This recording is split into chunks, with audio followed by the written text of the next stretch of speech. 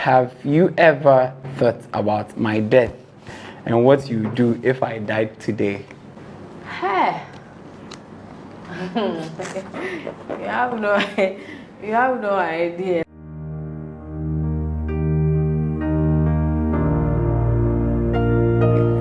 OPK head and a high tail. So you see who starts first. I want the head. Okay. Don't cheat. I'm not cheating. So you go first. Yes, ladies first as usual. Okay. Let's see what we have. Okay. At what point did you realize that you wanted to marry me? So I'm that guy. I'm that guy who lived with grandparents for a long time. So it got to a point, my mom used to come to our place. My dad too comes sometimes. So that I didn't really like that marriage vibe until I started listening to some preachers and also seeing some people sing and all that. Especially, I think this man inspired me. Mr. and Mrs. Man, Tamela Man and David Man. I'm sure you guys know them. So they inspired me. You don't know? Oh, one woman. Okay, what's it anyway? That take me to the king. No. Okay, before later met you. They are popular, and also Bishop Dag Mills and the wife. They also inspired me. So anytime they talk about marriage, I'm like, oh yeah, this thing, it's a vibe. It's a vibe. Even though my parents didn't show any of that. What was the point where you realized that now I want to marry? Yeah, I'm getting there. Okay. So I think I joined Lighthouse in 2010. Yes. So at that point, when I started listening to Dag Mills and the wife, that's when I started music too. And so I began catching the vibe. So at that point, I already see me. So at a young age, 2013, and I'm in school. So so say it got to you. So it got to you. I realized that okay, this is the time. The school time now. We used to anytime I visit your hostel, and Papa, so there will be okay. If you give birth first boy, what will be the name? Those kind of vibe. You understand? So I felt when we were in school, the way I used to visit you in your hostel, you also come to mine. I personally felt we were already married. Wow. Yes. Mom said, "Madi, if you reveal such things to them, Mr. T is squeaky. So I just kept to myself. But I felt we were already married. Let me drink that. Yeah. The reason why I'm saying this is because at a point, maybe I have a gig. After the gig, about 2 krana, you call 2 a.m. You call me. Oh my Janice, you won't be Diana. You see, I caught the vibe that okay, this is what married people do. So we were already married. So we having an official marriage ceremony now and not there. And any meeting until say my reverend came in. Because in my church, you see young people getting married every now and then. I've attended more weddings than funerals, seriously, because yeah, so it's a vibe. So getting married to you now, because I didn't really meet him because I had a feeling we were already in a thing, but just that our norms, so you have to make it official so that everybody will know that yes, you've got to married. Okay. So that's it. What you say? Since you started with growing up, yeah. Let me also just say that growing up, I lived with a single mom. I never got to know my dad until a certain point where I had to go look for him myself. And I wanted to have a feel of how to have a family, like a dad, a mom, kids kind of family. So I was always ready. Like every relationship I went to, nobody can tell me I wasn't talking about marriage. Like once we entered the relationship and I catch the vibe, like I tried to tell you this is my goal, and you go the other way, you are not ready. Like I just moved to the next person so I was doing that till I met you, and then I was like, okay. Sorry, not to interrupt, but I quite, oh, I don't remember we talking about marriage at the early stage. We did. Are you sure? I said I don't remember. We had a very long conversation. We had the longest conversation I've ever had in my life. Okay. The first time we talked about a lot of things. And it was the first day. Future, even things that we wanted for the future. We talked about some of them. Do you remember? I think that day, my phone lectures around 5. When I go home, that was the time we started talking. So the next day, that was when my roommates got to know that I was talking to a lady. It's always been at that point, but getting to know the person's vibe with you, and then the person also clicking with your goal was what was important. Okay, that's nice. Okay, so my question, what do you love about us? What do you love about us? Hey, unless you give me pen and paper, because it's a lot. It's a lot, like a lot. But I can mention a few. Okay. What I like about us is that we have this kind of vibe. Like no matter how like we are angry at each other, like we still ask me where's my food. You still ask me like, and the moment he asked me that question, like the fight is forgotten. Like there's nothing like a fight or anything anywhere. And what I also like about us is the fact that you especially, you help me with a lot of things at home, which society may think that you're not supposed to be doing as a man. Like what you do for me in the mornings, like you help me get the kids to bath whilst I go and make their food for school. Okay. If you could change one thing in our relationship, what would that be? Hey. What would if that I could, please, the question again. If you could change something in our relationship, what would that be? The fact that we are Ghanaians. I'm not saying I hate being Ghanaian, but You no. You hate being a Ghanaian. Just let the whole world. No. When Casa, in patrol, when Casa, no. This one, listen. It didn't come from my mouth. Yes, I understand. It came from your own mouth. I do. Listen, but my problem is the fact that we are currently in Ghana. I'm not feeling the vibe. I wish we could just move somewhere. Travel for vacation. No, no vacation, please. For what? Relocate. Seriously. My question is, how have I contributed positively to our marriage? How have I contributed positively to our marriage? I'm trying to list them in my head.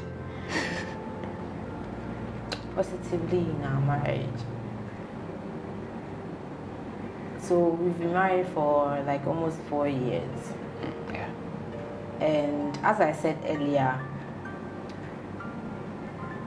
when it comes to like the children, like it's so stressful with children. So once you get a husband that is able to help you with them, I mean, it's kind of like a stress relief. Do you get it? So for me, it's like a positive something, because not all men do that. Not all men, especially in this part of the world, not all men do that. So I think it's one positive thing that it's about our marriage at the moment. And another positive thing is the support. Sometimes I know I get all worked out with certain things and I go way off, but you're always there, like you're always there to support me and all that. And yeah, it's also a positive thing. let me just leave it at these two, because these are the two main things that I feel they are very positive about my marriage. Okay. So what about you? Yeah. Yeah, of course. If you get a supportive wife as well. Yeah. Talking about support, some people may think that support is all about, let's say, I'm taking you, for example, let's say, if I say a positive wife, meaning she helps me like financially, that somebody might use as an example. Yeah. But yeah, the support I'm talking about is emotional support. Financial support to count, but I'm not centering on that here. I want to talk about everything: emotional, physical, psychological, everything. Okay. A woman was created from a man. And their main thing as a wife is to support their husbands. So let's say I'm home, I've gotten back from work, and I'm home. And I think one or two things that you do take me out of my misery because of my kind of work that I do. And one way or the other, too, you are there for me when I need you. Because I can go out, come back. I'll come back to my wife, and my wife, she is the first person I'll see whenever I knock on the door or I ring the doorbell or something. She's the first person I'll see, even though I'll see my kids too, but she's the first person. She would open the door for me to enter. So immediately I see you, I feel at peace. I feel at home. I know, okay, yeah, I've come back to my pillow, somebody I can put my head on, and I'll have good thoughts as well. So that's one positive thing that I think you've helped me and the kids with. Who's cutting the audience? Should I cry? When you talk about our marriage to people, what do you usually say? What do I usually say? Okay. People would always want to listen to bad news and take it away. So I won't tell you the bad things, like what you did to me the other time, late in the evening. How can I tell them about it? No, it's between you and I. Please, it's between you and I. So mostly when I'm talking about our marriage to people, I always talk about you and talk about the kids. That's mostly what I talk about. Okay. Yes, I talk about you and the kids. That's what I talk about. Yeah, that's it. I can't go into details. Not that I don't want to go into details, but what I talk about is you and the kids. Okay. Yes. So it draws them closer to getting a kid or getting married. Because they see the beauty in it. So. For me, when I'm talking, I don't really talk to people about my marriage because it's my marriage. Like, whatever has to do with my marriage is my business. But I'm mostly talking about my husband and my kids in a positive way. You won't get any negative vibe from me. I feel like it's not your business. Yeah. But putting you in the positive side is your business. You need to know and then get to know how marriage can be. Though it's not always, I won't let you feel like it's always clean, like it's always cool, it's always that vibe between us. Like, it sometimes really get crazy, but I mean, you just have to put things at your back and then move on. So that's what I do. So you've never shared any drama with a friend? Any drama? Let's say maybe I did something, you saw something, you are trying to discuss with a friend or tell a friend about, hey, today my husband did this, oh, then. Oh, no. Hey, but you said earlier, you don't make them feel it's all rosy every time. So maybe there might be instances where... No, that one is like, it depends on whether we are talking about something relating to an issue I have been through before, then I use that as an example, but I do not go into details. Okay. Yeah, that's what I'm trying to say. I don't go into details with the negative. So my question, what would make you leave me? I think I know the answer to that, but yeah, tell us. What will make you leave me? I've said this on Over and over again. social media. Before, yeah. And I'm saying it again so that people will not come at me saying, you said this one here, you are changing your words and all that. I have said it. Should I answer for Nothing can make me change my mind about my marriage unless it gets physical. The only time that I'm going to run away and save my own life is when you start beating me to like physically proper abusing you? beatings. Okay. Yes. And it won't even happen twice. The moment you hit me, I'm gone. The moment I hit you? Yeah. Like right now, so if I hit you? Yeah, because that's how it starts. So the moment you... Oh, but you know, sometimes it can be there, I'll just... No, not those kind of like tap-ins. Okay. But the moment I get scars, like a beating that I'll get bruises and scars. Okay, but you know there are beatings that you get bruises and scars. Okay. And those ones are friendly. Yeah. Okay. So, right. Well, that's cool. I think you're repeating the same thing. So there's no way. So I can do any other thing aside beating you. So fine. Not that you can do any other thing. No. Literally, that's what you're trying to say. Not saying. I'm not saying you can do any other thing, but that's the only reason why you would leave. Okay, meaning if I do any other thing, you reconsider. But if I beat you, won't leave. But the marriage will not be the same. Be the same. Yeah. Okay. That one is so obvious. Okay. Sure. Okay, so to answer your question, if you have to ask me, what will make me leave? Have I answered this question before? No. Okay, nothing. Nothing, because the Bible said. Not even when I beat you too. Okay, you can't beat me. I can't beat you. Oh, please. You can't beat me. I run away. You don't know where I'm coming from. You know me, I run away.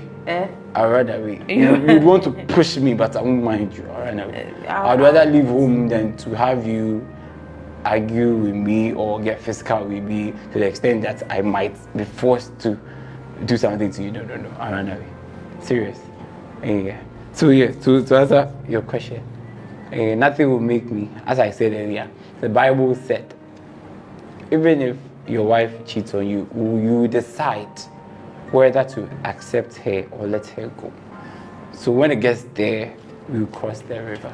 But I'm not sure, because let me say this again, that you've given me 2 beautiful kids, and nobody can love your kids like you do. Not even my mom, not even your mom. It will get to a point they'll get fed up. Hey, I can't do this, I can't do that. Oh, this. But you as the mom, you brought them into this world. Nobody can love their kids more than you do.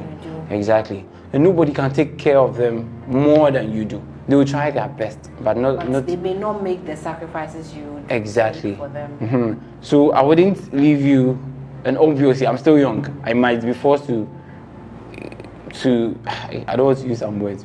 I might be forced to take someone else, and I wouldn't like the way the person will treat my kids, because it's something I've seen with getting to my parents. You know, my parents got divorced when I was 3 years, just 3 years old, and stepbrothers come in. You see, the woman will be doing 1 or 2 things that you wouldn't feel okay. No, I don't want my kids to be in that situation. Yeah. So even if you would want to divorce my kids, I would make it a point that my kids won't get affected like how I was affected. Do you understand? Yes. Even they wouldn't get to know. When they grow up and they watch this thing and they want to divorce, maybe we change what we have in mind. For life. Yes, exactly. Life is for life. Yes. So as I said earlier, nothing will make me change my mind. We are in this together till eternity. God bless you too. Amen. Hallelujah. What one thing do you wish I could do more often?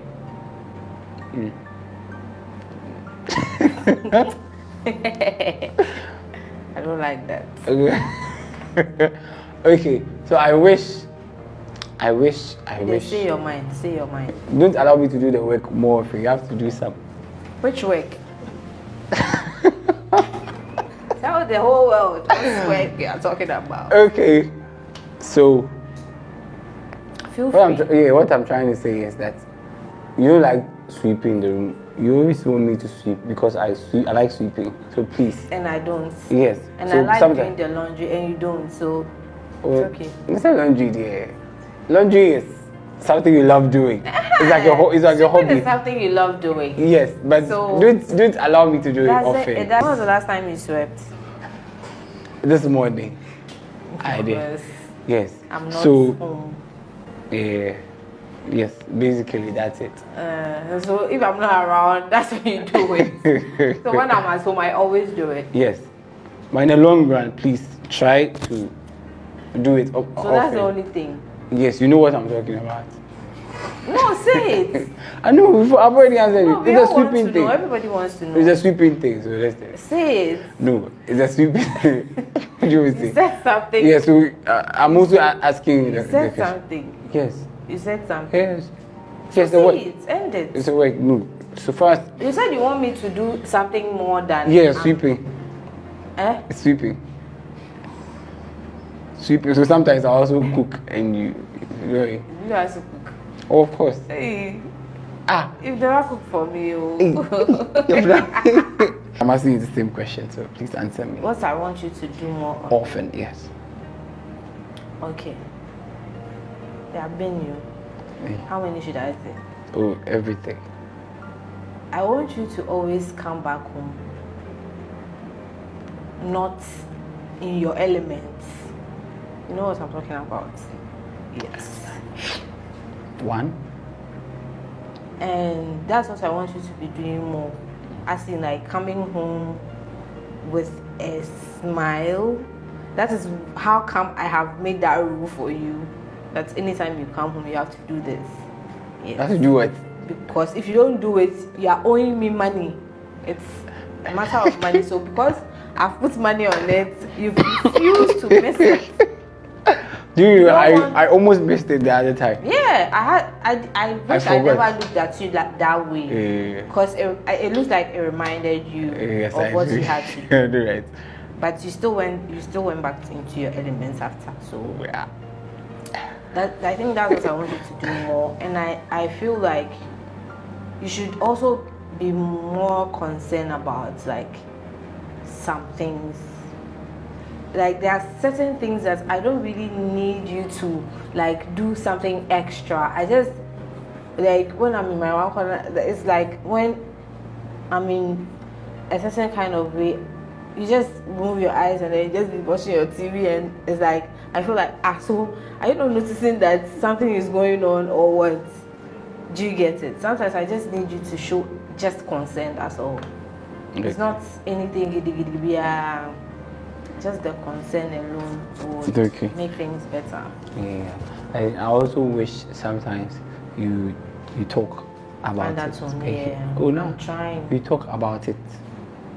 I'll talk about it. Yeah, sometimes something is bothering you. It's not like I don't talk. I don't want to talk about it. Like sometimes I just want to process it. Yeah. I want to know if like it's even necessary to talk about because but you know you love drama. You love drama. Because I'm an actress. You love drama. Sometimes just a little drama. See, I don't like drama. You know me. You need to like drama. You see, in Ghana. But sometimes it hurts me that I'm not being dramatic, but you think I'm always being dramatic. You're always dramatic. No, I'm not. Just like your son. Both of you are very dramatic. I'm not. Sometimes I accept that I can be dramatic, but you have personalized it that I am always dramatic. You're mostly dramatic. There are certain things. That's why I'm saying that there are certain things you don't show concern because you think I'm being dramatic. Yes, of course. If I notice you're being dramatic, I am not being dramatic. Okay. Just like a few days ago, I wasn't being dramatic. I was really hurt. I wasn't. Trust me. Okay, sure.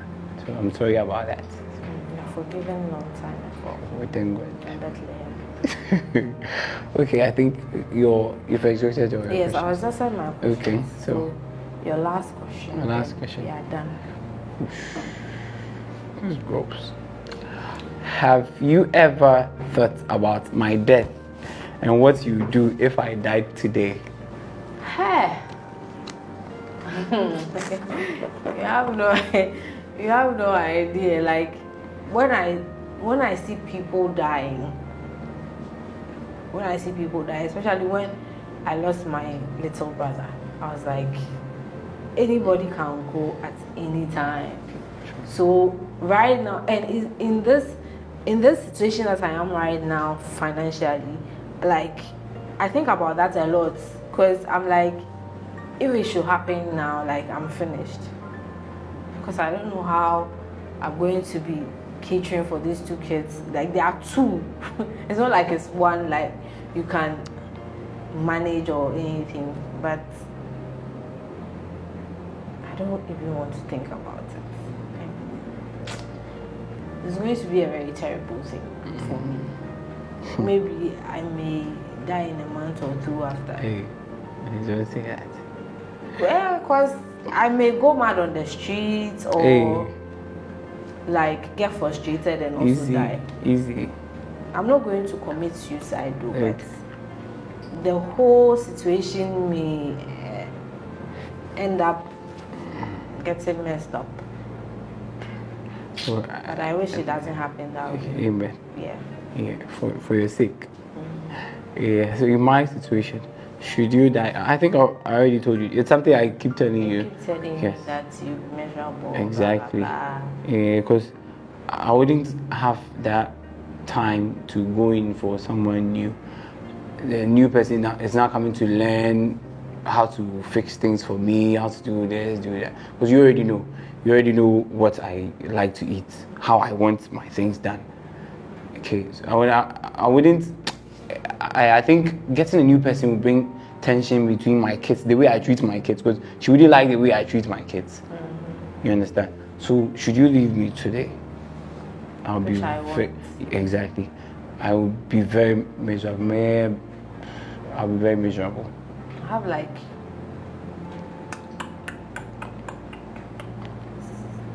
755 more years.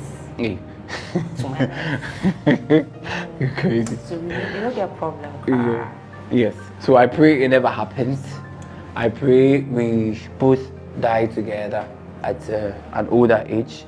Yeah. I don't, and if